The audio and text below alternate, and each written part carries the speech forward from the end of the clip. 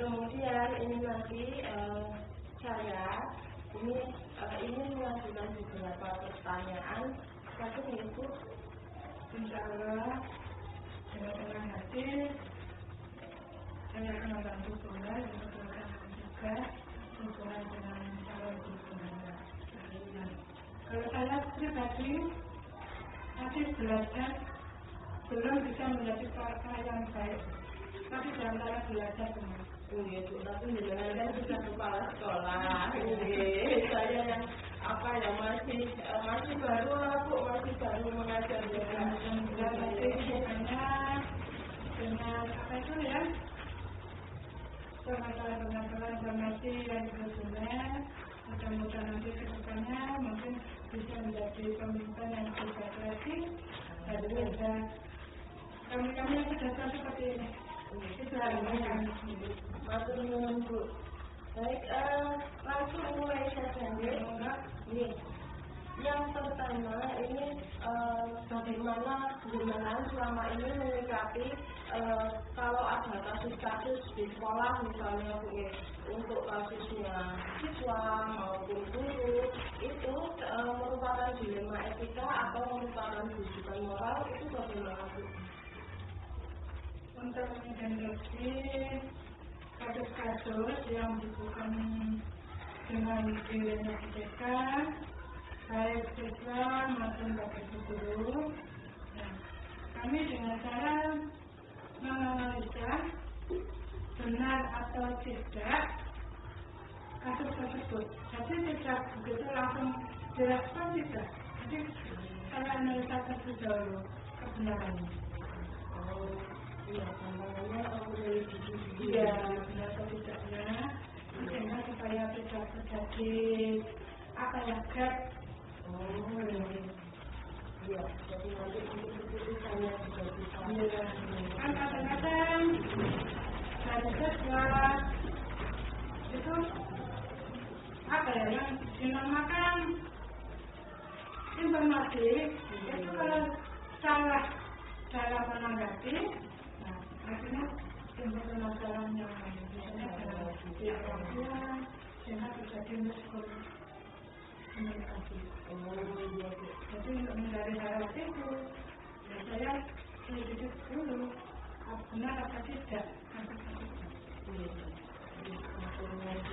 Berikutnya, bagaimana panjenengan menjalankan pengambilan keputusan di sekolah, terutama untuk kasus-kasus di mana ada yang dua-duanya itu sama-sama benar. Ini mungkin kalau siswa masih kelihatan ya benar atau salahnya. Kalau mungkin dari guru, oh iya kalau misalnya seperti ini benar, tapi yang satunya benar juga. Nah, seperti itu bagaimana Bu?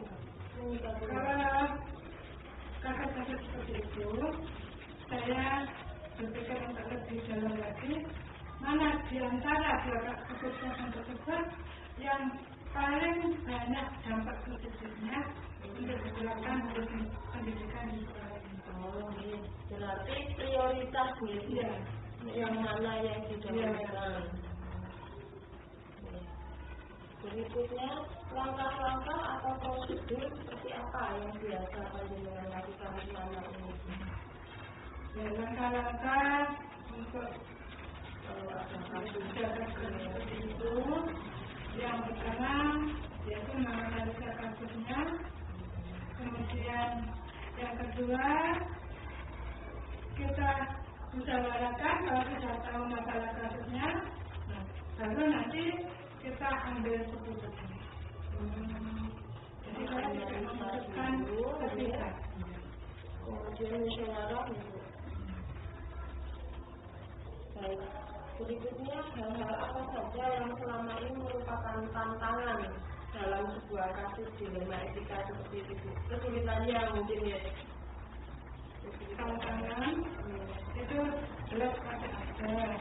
Yang pertama itu yang menjadi tantangan itu ini kadang-kadang perasaan, ya, perasaan bimbang, kemudian kadang-kadang namanya itu namanya manusia itu kan rasa hati itu. Jadi kita seperti saya kan juga bisa langsung kita berdoa seperti bagaimana saya harus pembicaraan sehingga mungkin tidak menimbulkan mungkin keputusan salah satu tadi mungkin ada yang kurang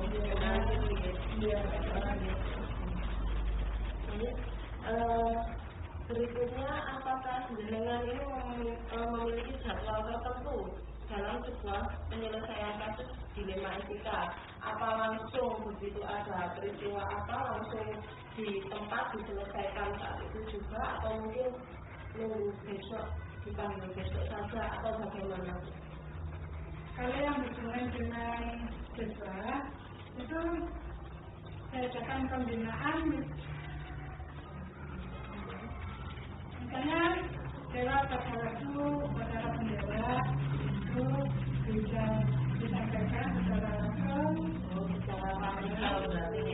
kemudian dalam kegiatan kegiatan sehari-hari, misalnya ada anak yang mungkin perkataannya yang salah, kemudian pada waktu apa itu tidak tertib, kemudian dikelas itu dengan semangat nakal. Nah, jadi selain dari pembiasaan, kemudian ada hal-hal yang langsung saya selesaikan.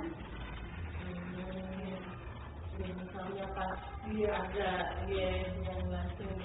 Kalau sama bapak ibu dulu, sama bapak ibu dulu, ya kita langsung mengambil yang bersangkutan, saya saatnya ngomong, terus kemudian sambil saya berikan masukan-masukan.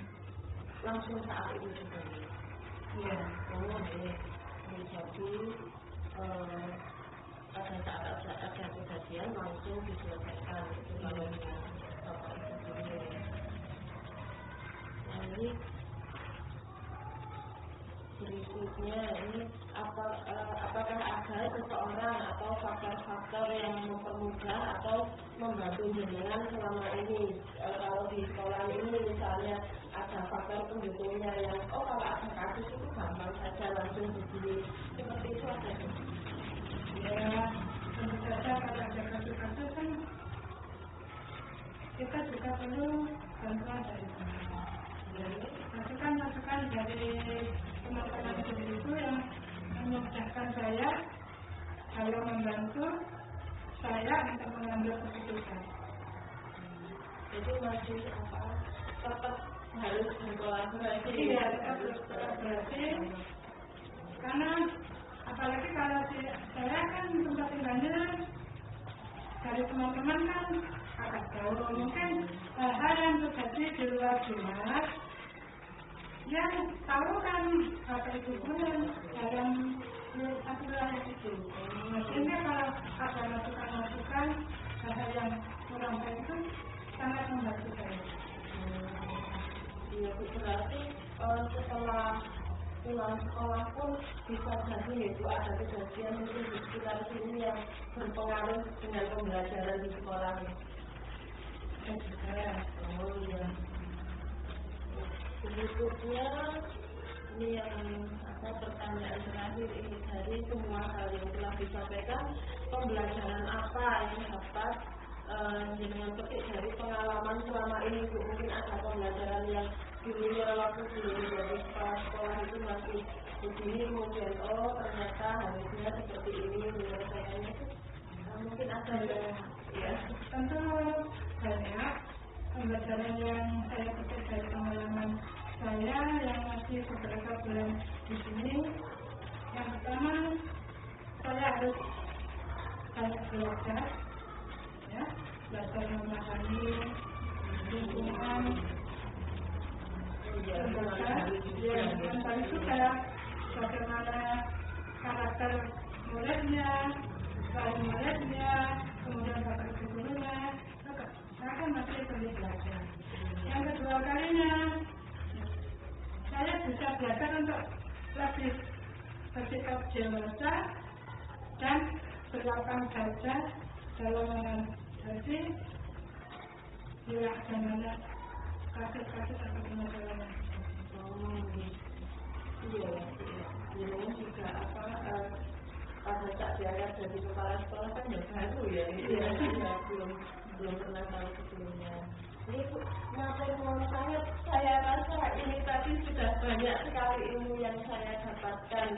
Semoga ini nanti bisa menjadi bekal saya juga ya Bu. Kalau misalnya nanti ada kesempatan untuk maju jadi kepala sekolah, mudah-mudahan nanti bisa sedikit masukan dari saya bisa bermanfaat untuk semua.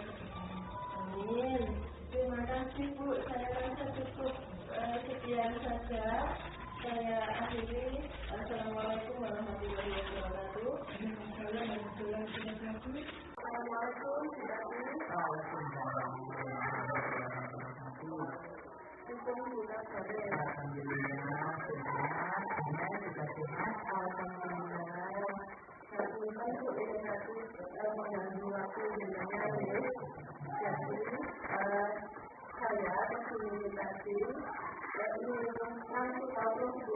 Ingin belajar bagaimana sih caranya jadi kepala sekolah yang baik itu. Jadi kalau misalnya mungkin nanti saya akan kesempatan untuk bisa belajar bahasa Indonesia, nah itu hal-hal yang baik ini masih bisa saya terapkan seperti itu. Langsung awal ya. Selama ini bagaimana dengan dapat mengidentifikasi status-status yang merupakan biaya etika atau tuntutan moral? Mengidentifikasi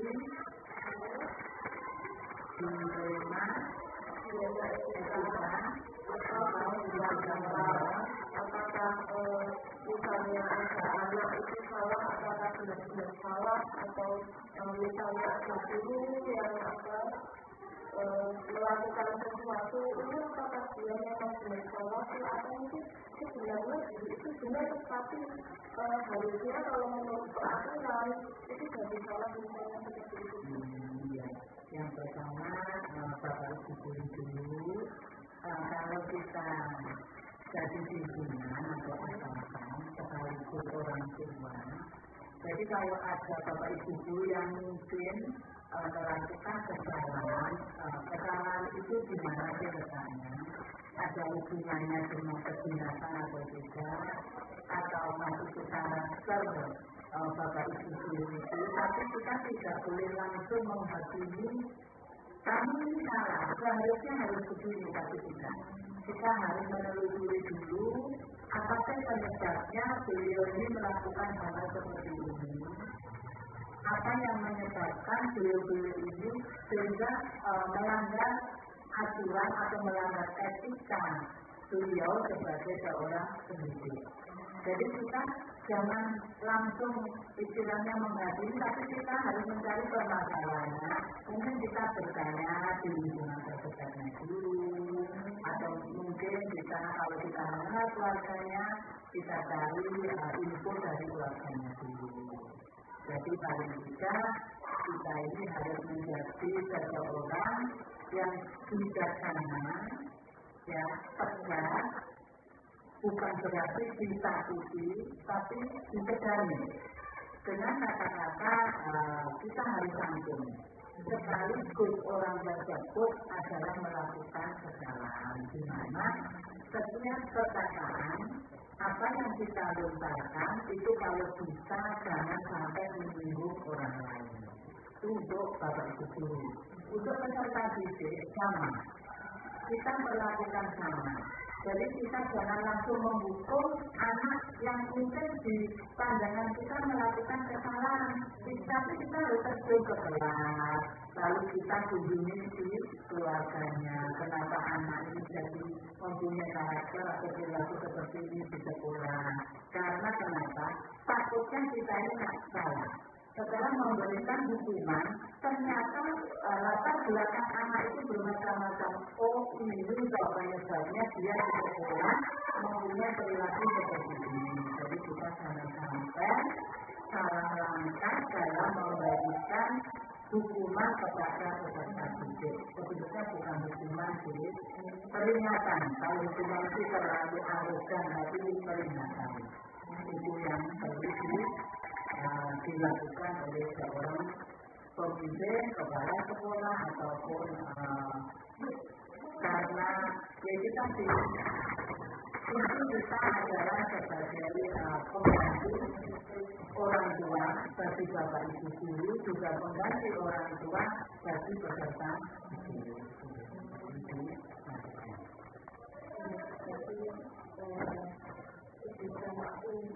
Yang pertama ya, mencari informasi dulu apa yang menyebabkan seseorang melakukan tindakan seperti ini.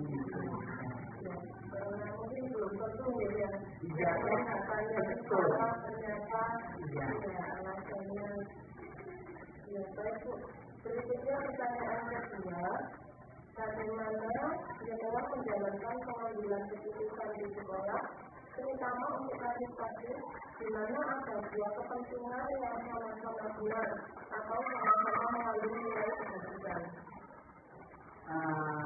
Itu sesuatu kalau misalkan itu kepala sekolah adalah kompetensi kepribadian dan kompetensi kepemimpinan. Jadi dua ini kalau kita harus berjalan seimbang, selaras dan serasi. Tapi jika ada mengambil kebijakan, ada dua kepentingan yang sama pentingnya, sama benarnya, kita tidak usah langsung memberikan istilahnya memberikan hukuman atau mungkin memberikan reward dari salah satu yang mungkin muncul, lalu salah satunya itu ada sedikit permasalahan lalu kita beri hukuman, tidak boleh. Tapi kita harus melihat dulu kira-kira apa permasalahannya. Jadi kita harus menelusuri dulu. Kalau itu memang memberikan reward atau hukuman, semata-mata itu hanya bertujuan untuk mengingatkan supaya depannya itu lebih baik. Jadi intinya itu untuk kemajuan baik peserta didik maupun untuk gurunya juga ya. Jadi pengambilan keputusan itu mempunyai dampak baik terhadap bapak ibu guru maupun terhadap peserta didiknya. Dan keputusan itu jangan langsung diambil oleh seorang kepala sekolah. Tapi sebelum mengambil keputusan, kita harus musyawarah dulu dengan bapak dewan guru, bapak ibu dewan guru. Bagaimana kalau ini nanti saya mengambilkan seperti ini, ya? Karena sebaik-baik dari keputusan sendiri itu lebih baik dari hasil musyawarah. Wah, menarik nih. Baik-baik keputusan sendiri itu lebih baik dari hasil keputusan musyawarah. Baik, berikutnya hal-hal apa yang selama ini merupakan tantangan atau hambatan dalam pengambilan keputusan pada kasus-kasus yang dilematika seperti itu? Hal-hal yang merupakan tantangan dalam pengambilan keputusan pada kasus dilema etika yang satu memang itu sudah pembawaan dari sisi ya. Serba sungkan, serba tidak enak, mau menyampaikan secara langsung, itu kadang-kadang itu kadang-kadang nanti tersinggung. Tapi kalau tidak diberitahu secara langsung, mereka tidak tahu, itu adalah yang mungkin sangat sulit bagi seorang pimpinan. Tapi kalau tidak, karena pimpinan itu harus tegas, apa yang disampaikan juga harus tegas. Jadi tidak boleh saya kok cuma mau menyampaikan karena generasi muda yang sekarang katanya milenial itu kalau tidak diberi tahu secara langsung ini loh letak sekarangmu itu tidak bisa. Lain dengan generasi zaman dulu. Jadi generasi zaman dulu maka berarti itu sudah tahu ya dari saya harus keluar dari sini. atau gerakan tubuh itu sudah menandakan ini larangan tidak boleh karena ada tamu menyampaikannya kan kurang etis. Jadi dengan berat. Tetapi kalau anak sekarang memang harus secara simbol. Itu bedanya generasi zaman dulu dengan generasi yang sekarang. Iya, kalau dulu kan biasanya cuma apa?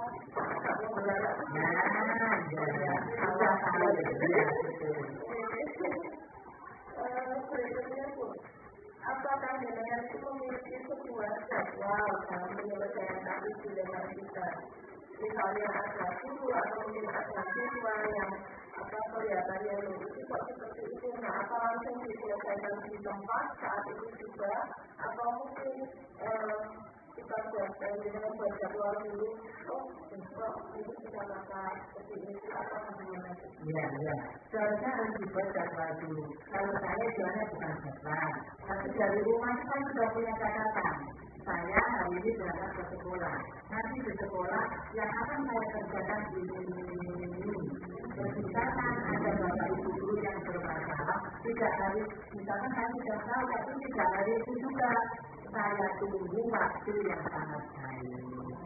Jadi omong-omong masalah ibu dan anak, kan akhirnya anak mengeluarkan isi hatinya. Saya sudah menyatakan, saya respon, saya tanya masalah keluarganya, lingkungannya dan lain sebagainya, bagaimana dengan tugas-tugas yang beliau emban, akhirnya mereka bercerita. Nah dari sinilah saya masuk ke sini, kadang-kadang juga ada mengenal langsung, tapi kadang-kadang agak halus, sehingga dengan secara tidak langsung beliaunya, anak-anak pun sudah merasa, oh kalau begitu saya ini sudah masih dianggap anak, masih dianggap murid, karena dikasih masih mau memberikan nasihat. Ya, jadi mereka tidak tersinggung, karena itu kan bisa dengan yang lain. Ya. Bisa jadi ya, kalau misalnya saat itu juga mungkin saat dia marah, sampai itu belum bisa menerima, ya betul. Jadi kita cari waktu yang sangat baik. Berikutnya, adakah seseorang atau faktor-faktor yang selama ini mempermudah atau membagi jenengan dalam pengambilan keputusan dengan etika itu? Ada sekolah sebelumnya atau sekolah yang faktor-faktor yang mungkin mempermudah atau membantu saya untuk pengambilan keputusan, salah satu adalah Bapak Ibu Guru. Bapak Ibu Guru yang ada di lembaga itu saya anggap sebagai teman saya, anak saya, sehingga saya mengeluarkan, meminta bantuan apapun untuk menyelesaikan masalah, istilahnya sekarang sharing, itu jadi lebih enak. Ya. Jadi lebih enak. Mungkin di keluarga saya juga bisa bercerita kepada bapaknya anak-anak, sehingga bapaknya anak-anak memberikan masukan, oh sebaiknya begini. Jadi memberikan solusi. Jadi kita tidak harus mengambil sendiri. Ya, tadi sebaik-baik pengambilan kebijakan, keputusan pribadi itu lebih baik pengambilan keputusan secara bersama. Ya, yang ini kita mau menerima saran dan pendapat dari orang lain. Jadi selain pada waktu di sekolah mungkin sharing dengan Bapak Guru, di rumah juga bersama keluarga. Ya. Kadang dengan sesama Bapak Ibu kepala sekolah, ketika ada rapat dinas saling menyampaikan isi hati atau permasalahan di sekolahnya masing-masing. Berikutnya yang terakhir Bu, dari semua hal yang sudah disampaikan tadi, pembelajaran apa mungkin dari pengalaman jenengan dalam mengambil keputusan mulai dari jenengan jadi kepala sekolah kan sudah lama itu. Ada pengalaman yang bisa yang sangat penting untuk jenengan dan mungkin nanti saya dan teman-teman juga bisa menerapkan kedepannya itu apa? Ya, yang satu adalah ketika nanti panjenengan bersama teman-teman yang lain menduduki posisi seperti saya, kepala sekolah, pemimpin, orang tua. Yang utama dan pertama adalah panjenengan kudu bisa ngomong siapapun itu yang menjadi orang di sekitar lingkungan dengan istilahnya betul, meskipun usianya lebih tua harus bisa ngomong. Kalau orang yang lebih tua biasanya itu istilah bocor-bocor mau diumbai ya. Apa yang disampaikan didengarkan saja. Bisa kan tidak cocok dengan kita. Jangan langsung diputus. Itu tidak kan seharusnya begini. Itu menemani master sehingga orang tua tersebut menerima dengan legowo, ikhlas, betul.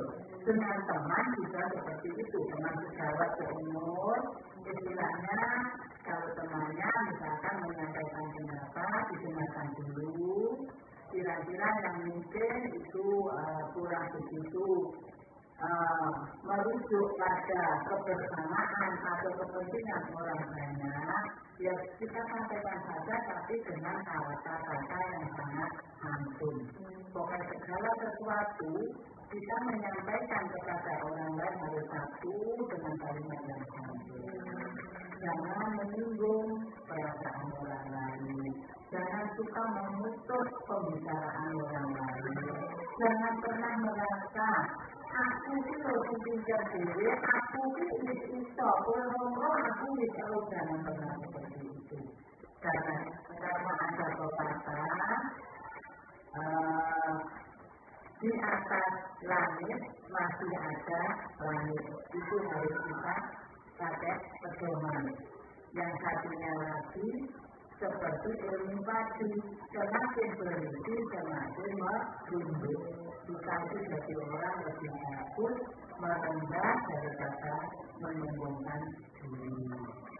Itu dengan banyak teman. Dimanapun berada, kita selalu dibantu oleh orang lain. Itu pengalaman saya selama menjadi guru sampai menjadi kepala sekolah. Menarik sekali ini Bu. Jadi saya sendiri juga harus banyak lagi belajar dan saya juga yang apa kemudiannya dengan teman yang dengan bapak ibu yang senior ya. Baiklah Bu, terima kasih banyak sekali yang saya dapatkan dari ini dari percakapan ini. Semoga ini nanti bermanfaat bagi saya dan bagi teman-teman juga. Kalau misalnya ini nanti mungkin ada rezeki untuk bisa menjadi pemimpin pembelajaran yang baik, bisa meniru baik dari dengan ini tadi. Saya rasa cukup sekian dulu Bu, materi saya. Assalamualaikum warahmatullahi wabarakatuh. Waalaikumsalam warahmatullahi wabarakatuh.